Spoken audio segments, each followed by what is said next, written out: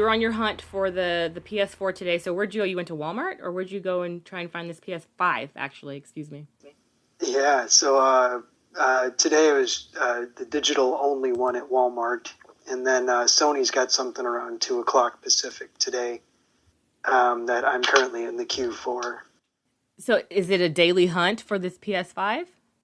You know, there are people who track it with magical internet bots and things like that, and then I follow those people. So I think I'm like a level 2 nerd when it comes to trying to get one of these, not the whole level 1 with the assistive technology, but it's been unreal and a pain. And I've got 2 friends now who were able to score one, and one had to like buy a bundle with a bunch of other garbage in it to even get one. You know, it's really weird. And when you watch all like, GameStop rising in massive stock gains and just makes me wonder, like, how much of that is going into getting more PlayStations into hands. Right. What's really going on here, honestly? Yeah. Another lie for your guys' Book of Lies, I think. Yeah. Did you see that GameStop documentary on Hulu? Not yet. But I have been following the meme stocks and by extension cryptocurrency the last couple of months, and it's been interesting to watch how if you have enough people, you can manipulate prices in the stock market and in the crypto market, I guess, pretty easily. Mm-hmm. It's really interesting. It's like the power of persuasion. It's ridiculous. It's really ridiculous. I'm glad I don't follow that, and I can't give. I just don't. I don't understand stocks. I don't understand cryptocurrency. So I guess I've lucked out that way. In this case, ignorance really is bliss, because it would just infuriate you to no end. Eventually, there'll be a movie like The Big Short that'll explain it to people, where it won't be, too terribly technical and jargony, but it'll be a long while before that happens. We love The Big Short, right, Brandy? Yeah, I like that movie. So we obviously have a guest today. And hey, welcome to the podcast, by the way, everybody that's listening. But we do have a guest today. And I'm going to let our guest introduce themselves. Guest? My name is Joseph Dobzynski Jr. I am the host, producer, engineer, and creator, I guess, of One Movie Punch, your daily movie podcast for reviews, except until the pandemic hit last year, and then it went by the wayside. So how did that happen? I used to, honestly, I got my daily dose of One Movie Punch. I was listening to movies in 10 minutes. I was living for it every day on my commute. I was like, yes, I'm so educated. I've just listened to all these different movies. So what happened once the pandemic hit? How did things change for you?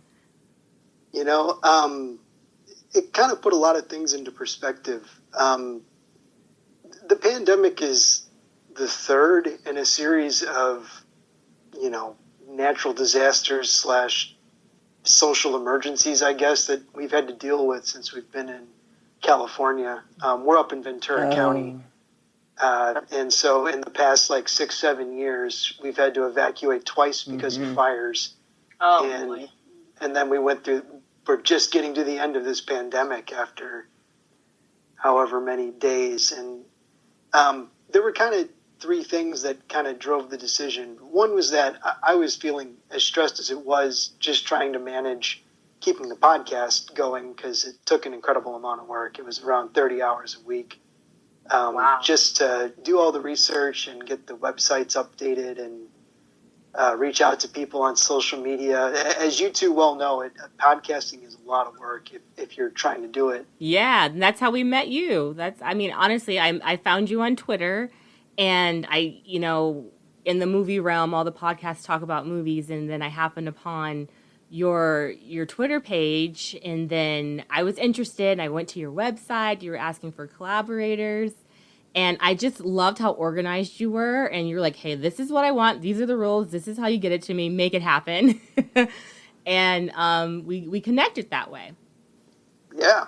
You guys have been loyal contributors and promo submitters, and it's it's part of actually what I miss a lot about the podcasting was the community that kind of builds up around it.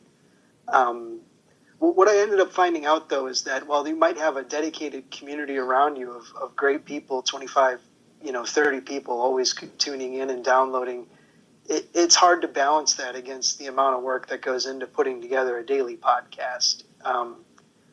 And I tried to make it work first by bringing on more collaborators. And so as you saw, after a while, there was a whole team that were contributing on a regular basis outside of the guest reviews that you would do and others would do for special things. Yeah.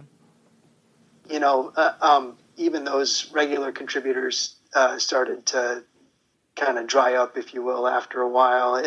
They have their own lives going on, and it's fun until it's not, as you all know well from podcasting. Yeah. So definitely.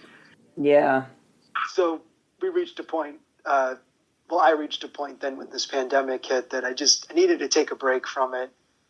And with all the stress and everything else that was going on, and then suddenly being stuck at home with, not stuck at home, we actually made the best of it, but being stuck at home with one movie spouse and one movie spawn for as long as we were, it just became infeasible to try and record a daily podcast and get it all done while not stepping on my wife, who is a teacher trying to do distance learning on the fly during the pandemic, and my daughter who's trying to do distance learning on the fly as well. So it just became too much, and the stress of dealing with, people who didn't believe it was a real pandemic and people who were,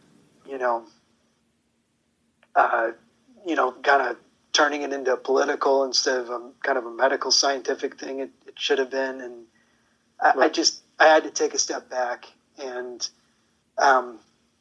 that's where it's kind of been since around last March. I reached out to folks a little bit. There are about 2 people who can maybe come back and do it regularly, but without having the additional people in there making it happen, I just don't see a regular daily podcast coming back. But I might surprise myself.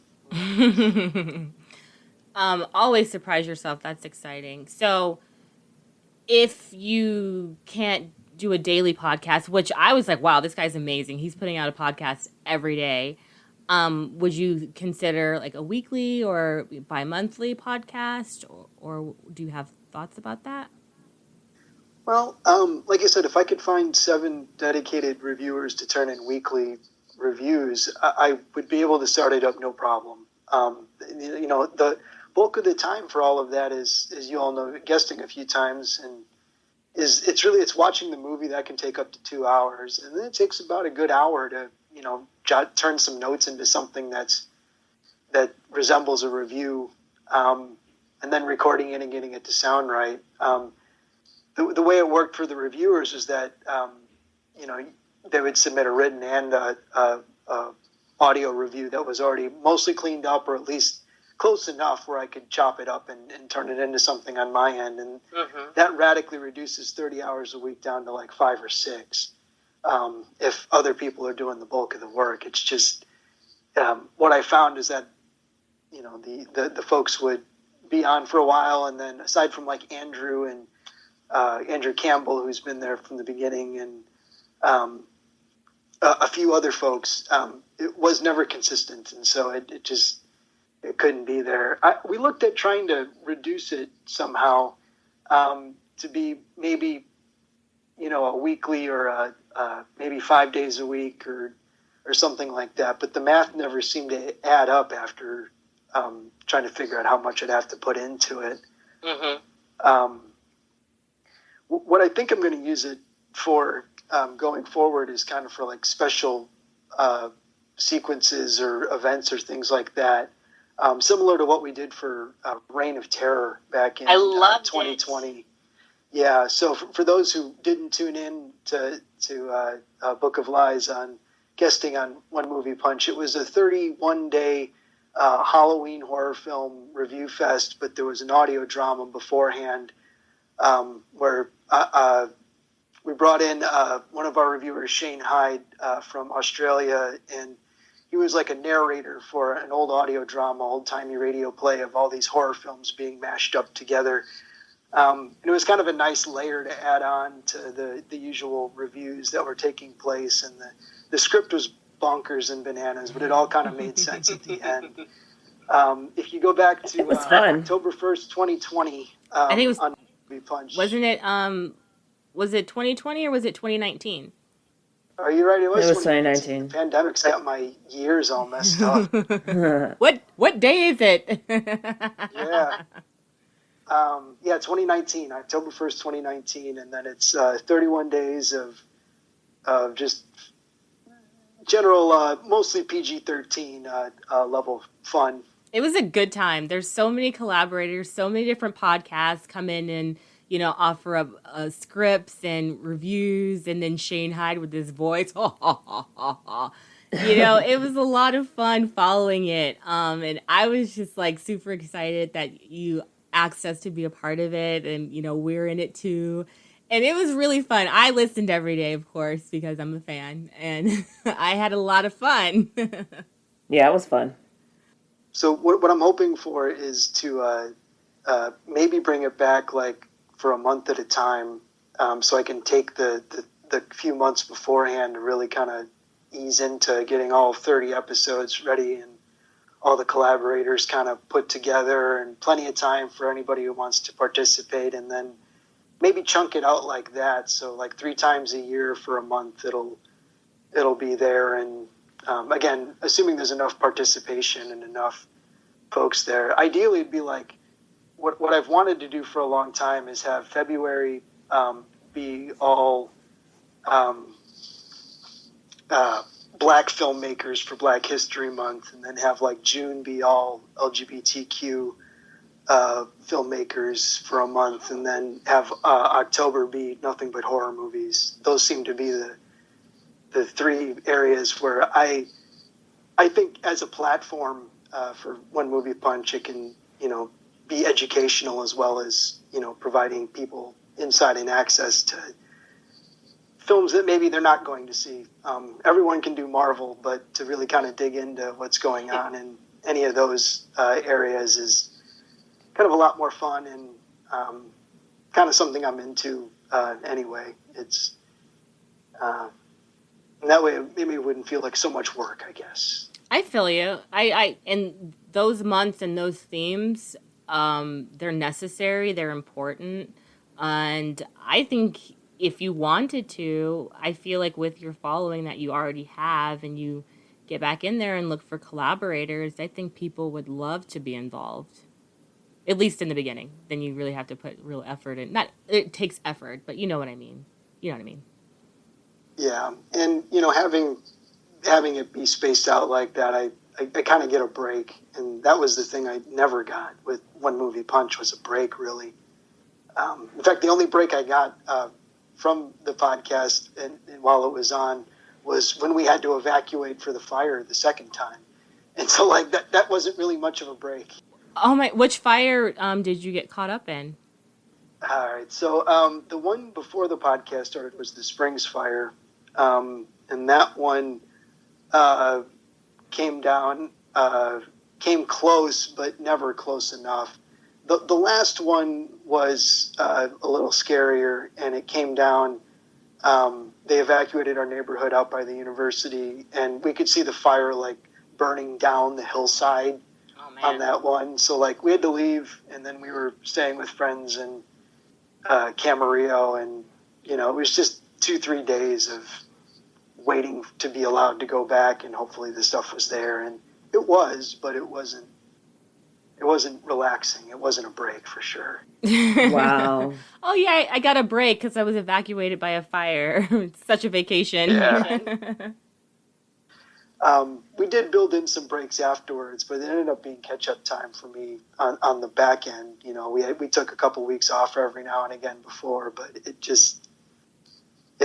all I did during that time was finish up all the stuff I couldn't finish before the break started, and got everything ready to go for when the break was over. So I'm hoping maybe if I can bring it back maybe early next year, trying it out for February. That'll give me enough time to get used to being in a world that isn't trapped at home again, and maybe try to get a few other things done before I go back to it. There's another project I've been working on. If you all want to hear about that. I do.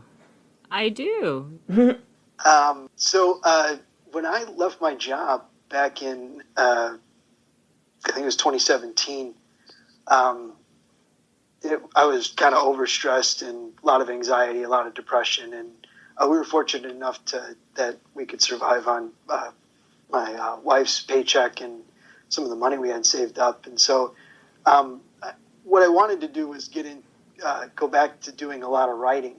And I did, I guess, do that with One Movie Punch. It was just writing a lot of movie reviews, and it wasn't really what I was looking to do.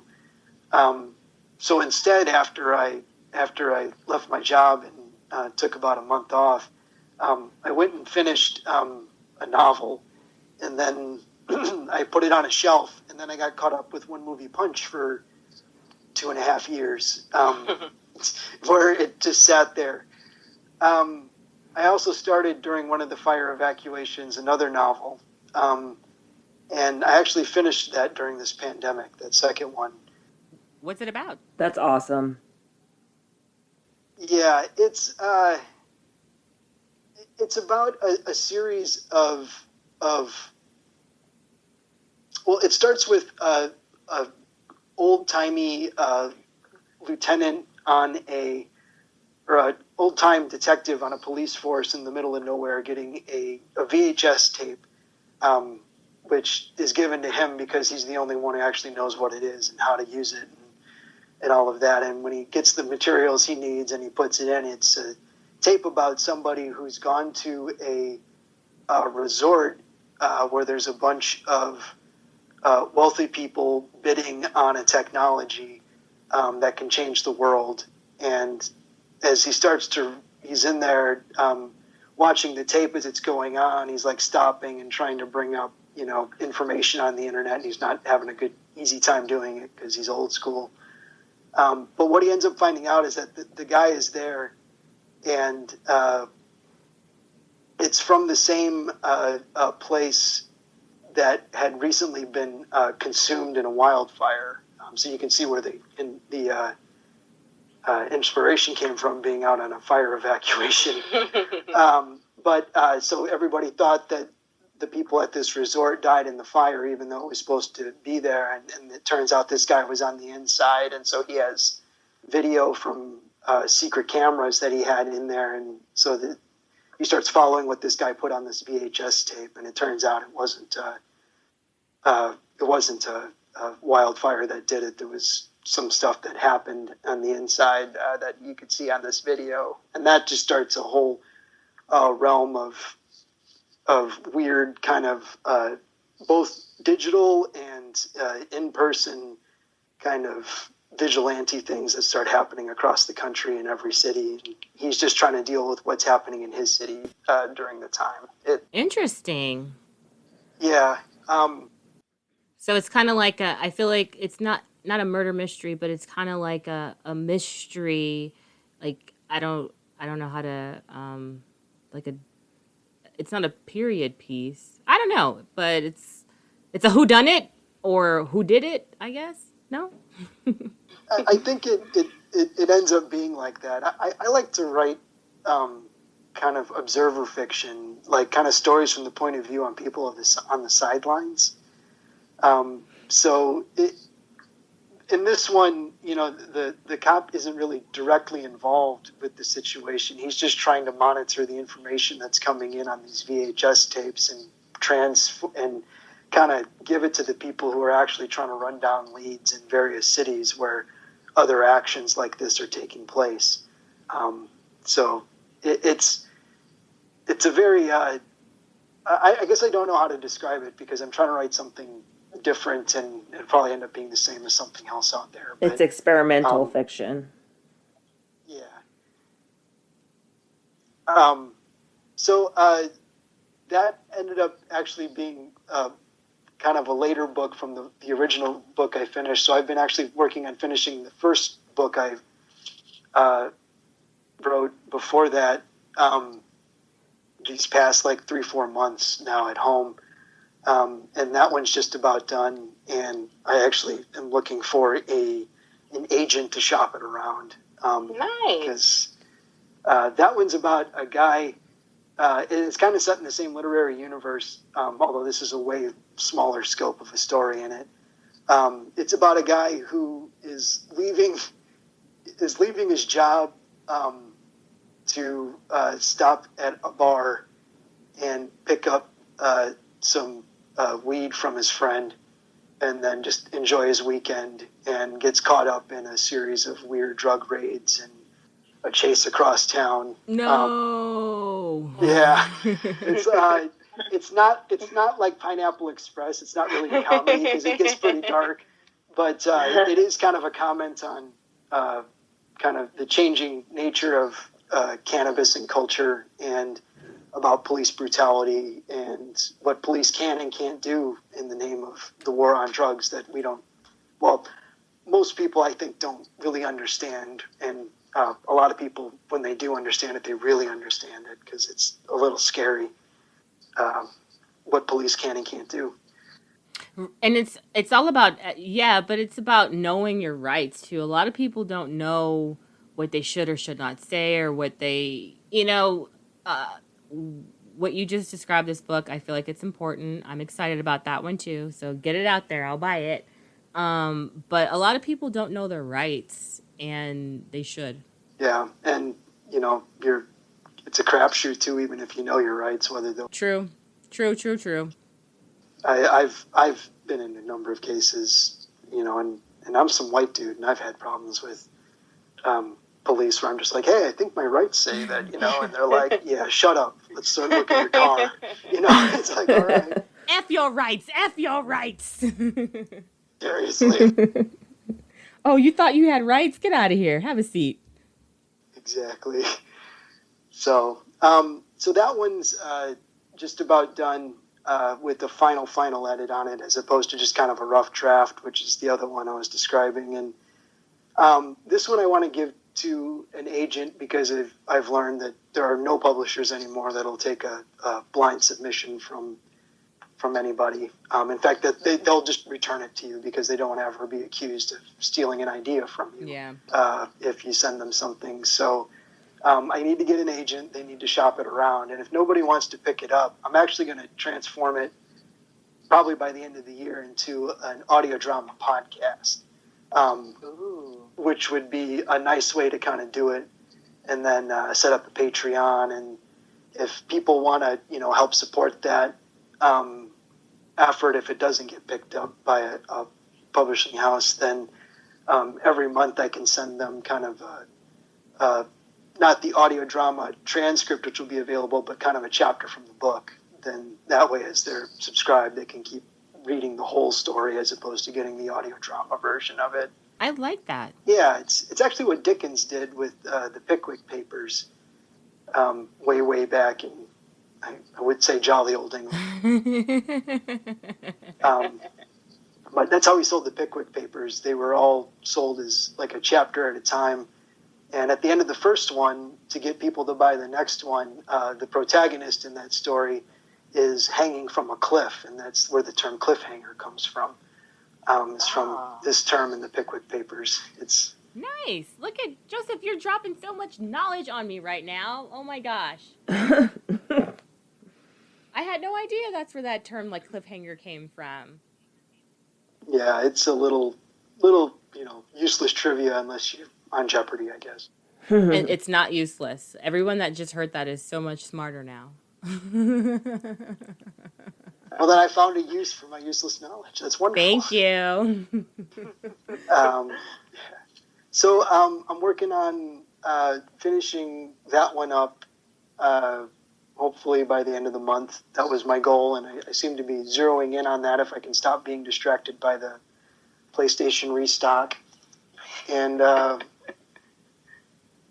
oh, good old PlayStation. So, when I first reached out to you, you said you're thinking of moving to San Diego?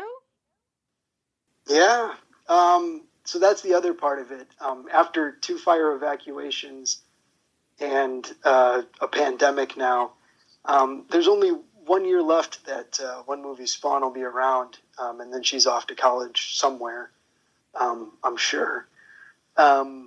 So, Amy and I, One Movie Spouse, are trying to figure out, what our next steps are in life. And one of the promises I made myself when I decided to take the job as a IT consultant and then became a programmer analyst, 100% for the money, was that I would eventually go back and pursue what I really wanted to do, which was a degree in philosophy, a PhD in philosophy. And so in order to get to that, I have to get a master's first. And so because I've got friends in kind of an activist network down in San Diego that I'm semi-plugged into, we're going to probably move down to San Diego in the next couple of years so I can get an MA, a master's in philosophy, specifically with a thesis and something to do with kind of leftist or maybe communist studies, focused on trying to help people organize and help themselves together. And there's a lot of great networks and communities down in San Diego to kind of study the practical side of that, along with the book learning that has to go with getting your master's degree as well. All that book learning. Yeah. So I have this weird dream of being the first person that actually does a practical thesis in philosophy in like decades. It could happen, but it could.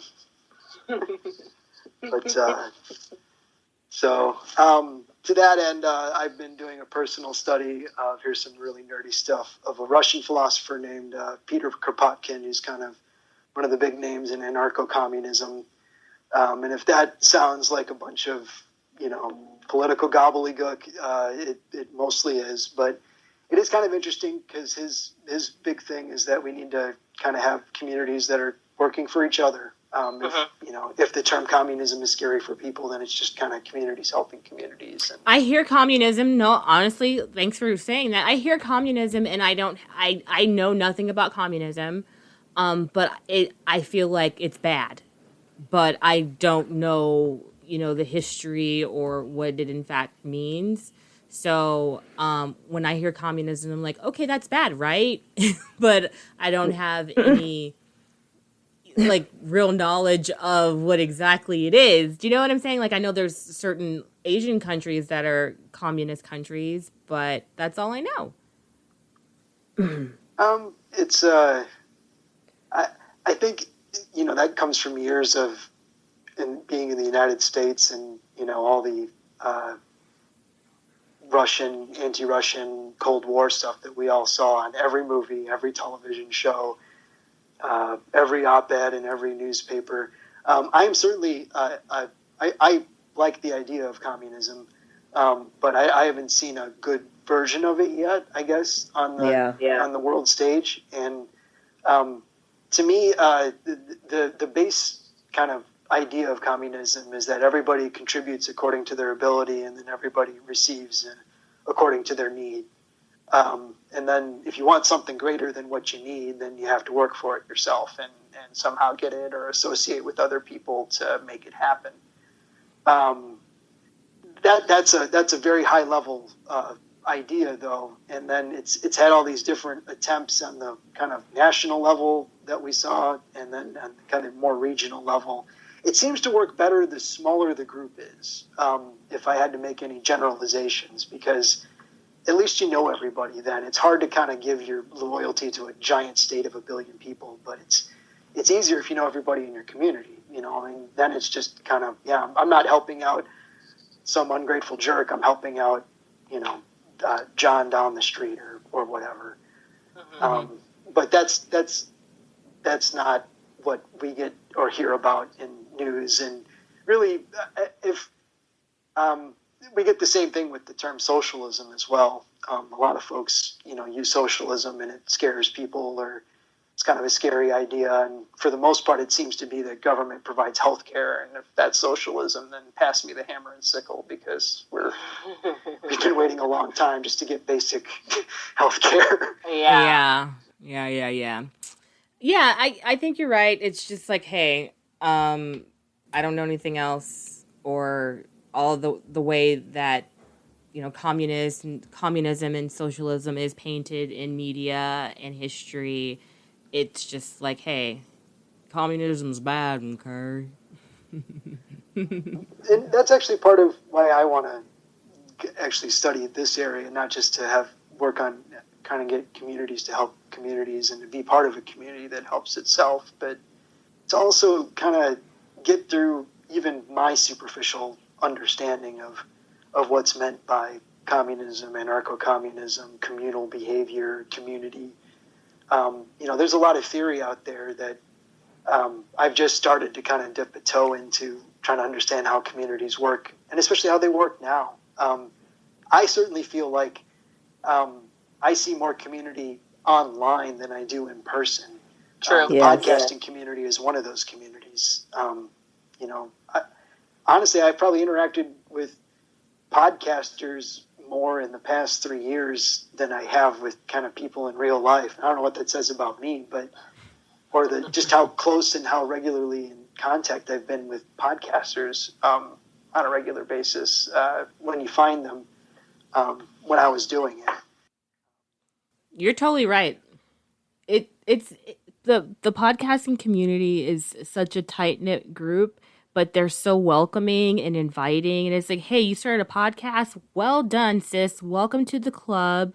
And then like people educate each other like with collaborations or with groups. We're a part of so many different podcast groups, and it's such an open community, and I have made like a lot of friends that I've never met in the real world, but like we're podcasting buddies, and it is a great community to be a part of. But in regards to like online communities as well, with the pandemic, I joined so many Facebook groups, and there are people that are local to the community here in town. I've made a lot of connections of people that I like live around the corner from, and I would have never met them without this Facebook group and without, the pandemic. It's interesting how we are finding community in different ways. I don't know why we don't want to interact with a lot of people in person, but it's like, hey, I'll interact with you, perfect stranger, online. Oh, you happen to live by me? Let's hang out. This is how we're making friends now. It's interesting.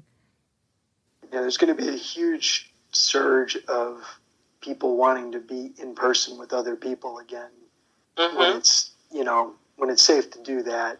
And mostly throughout California, it's getting to that point, but other places not so much. I also found during the pandemic that, a lot of people and especially it's kind of conflated with the election chaos last year as well, that I learned a lot of people I really didn't want to have in my life online based on what I was seeing. That was instructive in its own way. Yeah. Yeah. A lot of internet hate, keyboard gangsters, people just like, what are you even talking about? Why am I friends with you? Unfriend. There are a lot of ignorant people, which you can kind of deal with, and then I discovered that there were some people that were just straight up, racist, white supremacist, Trump's the new God, and I'm like, okay, we're done. I'm just, Yeah. As much as I would like to mentally debate with you and try to bring you around, I'm past that point in my life now. I can't convince you otherwise. No, for real. So if anyone wants to read up about you, Joseph, or I know you're going to be shopping around the books, so they probably can't get a hold of that yet. How can people check in with you and see what's going on with you and your work? So you can follow me on Twitter. The personal account is Dobzynski, and I'm sure that'll be linked somewhere in the podcast. I'll link it in the show notes. Awesome. The spelling's a bit rough, but once you find me, I'm there. I'm going to be getting back on there more often once I've got something to kind of talk about. You can also find me on Facebook. It is a buckshot worth of topics on a lot of things. If that interests you, if any of the stuff I've talked about kind of interests you, it's there, along with regular screaming about the Marvel Cinematic Universe and how great it is lately. And then I'm hoping by the end of this month, or maybe in early July, depending on how things pan out, to kind of put another episode out of One Movie Punch to kind of let everybody know what's going on and kind of point them in the same places for the time being, and to kind of put a plea out there to see if there are X number of people that would be interested in being regular contributors. And who knows, maybe, we can find the army we need to get it started up again, and where it doesn't feel like I'm stuck at a laptop all day. I hear you. They're definitely out there. So you mentioned Marvel Universe. What did you think of what is it? Falcon and the Winter Soldier. Falcon and the Winter Soldier. What did you think of that? I thought I couldn't believe how well they addressed just about every side of kind of what it means to be a soldier for a country where you don't necessarily agree with what you're being asked to do. And they did it in a way that wasn't disrespectful, I think, but it still hit all the major points. And they especially did a great job with Isaiah Bradley and with making Anthony Mackie's character the new Captain America, of kind of talking about what it means to be a black soldier in America, and especially given the treatment of black individuals throughout history by the military and in the military. It was really there's one episode, and I can't remember which number it is, but like I was just stunned with how well they articulated it all the way through.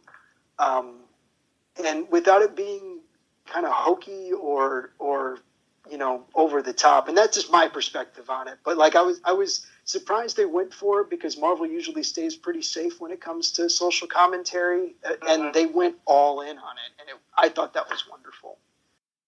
I agree with you 100% on that. It wasn't too preachy. It wasn't over the top. I liked Isaiah. That was the older gentleman who like faked his death, right? The black man. Yes. How he was just like, hey, dude, you're black and you're trying to be Captain America. Settle down. And he was just like, it's not about that, bro. I love my country pretty much, and this is what I need to do. I think they addressed it very well, and like you said, they kind of touched every part of it, and it was wonderful. Like, I loved it. What was it, like 6 episodes or 8 episodes? It was great. It was 6 episodes. I was like, that's not fair. Why do we only get 6 episodes? Give us more. I guess Loki's only going to be 6 as well. But 6 50-minute episodes, or 45 or whatever they ended up being about on average, is I wanted it to go on forever too, but that seems about right for kind of telling a good full story without kind of falling into the trap like the CW Arrowverse shows have kind of fallen into, where it's just filler half the time. Yeah, that's true. Well, I think they needed these series like WandaVision and Falcon and the Winter Soldier and Loki to kind of tie everything together. So when they come out with the next MCU movie, everything is kind of already addressed and they can kind of move forward in the universe. So I did want more too, even with WandaVision. I was like, okay, we're only getting this. Like, it's just this. There's no season 2. That's it. This is all you get. I really appreciated it because, like you said, for 6 episodes, 45 minutes to an hour, that's way more than WandaVision had 8 episodes. Or no, 10. 8 or 10 episodes. Or 9. WandaVision was great. It was a good time. And I was like, what's going on? And then to find out what was going on, it's like, oh, this is great. Almost as fun right now is following the speculation about the Marvel Cinematic Universe shows, because everyone's looking for the hint that says the Fantastic Four is coming. Everyone's looking for the hints that the X-Men are on the way. Mm-hmm. Everyone's looking for the hints about, all their favorite characters showing up all the time. It really kind of creates this neat kind of deeper attention, I guess, while watching it, because you're so focused on looking for the Easter eggs or looking for the reveals that are happening in the background. And then when they do have people show up, like my favorite part of WandaVision was when Darcy showed up again out of nowhere. I mean, she was one of my favorite characters from the Thor movies, and then all of a sudden, here she is driving the ice cream truck because. And I'm like, okay, yeah, no, Darcy's back. I feel like Kat Dennings always has that. I feel like that's her, like in every character. Like, I love her as well because she's so, witty and, funny and whatever. But I feel like she kind of plays that same character with all of her roles a little bit, Oh, yeah, but that's what I loved about it, and she was the kind of the straight woman, if you will, in Thor. She was always the one kind of, I don't know, this is a good idea. No, it's fine, really. Okay. Yeah. No, that's awesome. Okay, so you told everybody where they could find you. So if you're interested in anything that Joseph has said, go ahead and do the things. I'm putting his links. Check out One Movie Punch, because how many episodes do you guys have? We got somewhere in the 700s when we stopped. And we were closing in, hopefully. We were going to try to go for 1,000. And that's still a hopeful goal at some point, just not on a daily basis from here on out. Okay, it could still happen. So you heard what he said. Over 700 episodes, and a majority of the episodes are like 10 minutes max, maybe? Yep. 10-minute episodes. So get after that. We have collabed on a few of them, but they're all pure gold. So check that out. We are going to go ahead and bring Joseph on, and we're going to talk about some fraud. But you guys have to come back next week to hear that. So sorry. But yeah, come back and visit us online at bookoflifespodcast.com. You can connect with us on social at Twitter, Book of Lives Pod, or Instagram and Facebook, Book of Lives Podcast. And Joseph will be back next week, and we are going to talk about Tom Girardi and all of the drama, because I knew this was going to happen. So come back next week and you'll hear the rest.